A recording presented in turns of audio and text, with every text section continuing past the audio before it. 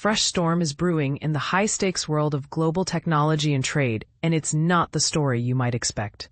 Just as the United States and China prepare to sit down for crucial economic negotiations, China is turning up the heat with new investigations into American chipmakers. But here's where it gets controversial. Are these probes truly about trade fairness, or is this a chess move in a much larger power game? On Saturday, China's Ministry of Commerce launched two significant investigations targeting American semiconductors, right before the latest round of diplomatic talks kicks off in Spain. First, Chinese officials are delving into whether recent U.S. policies actively discriminate against Chinese tech companies.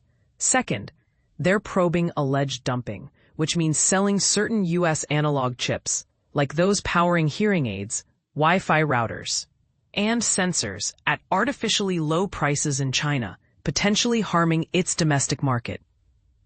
And this is the part most people miss.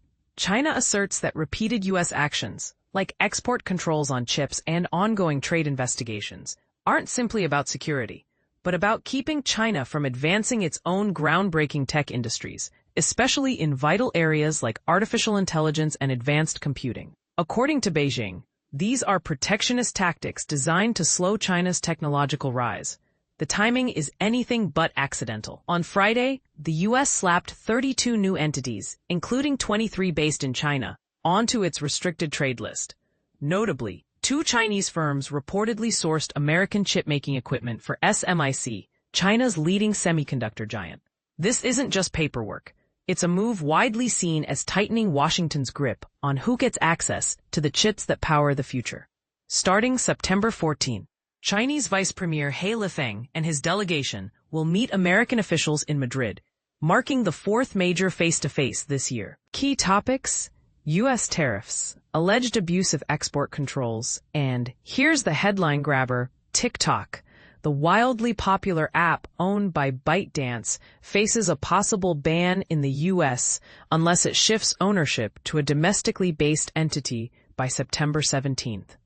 American legislators remain deeply concerned that user data from TikTok could end up in hands of the Chinese government.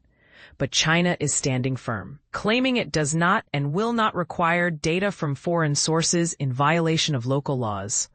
In earlier 2025 meetings from Geneva to London, both nations agreed in July in Stockholm to extend a freeze on additional tariffs, giving negotiators another 90 days to bridge divides. Even former President Donald Trump weighed in, green-lighting this reprieve until November 10th.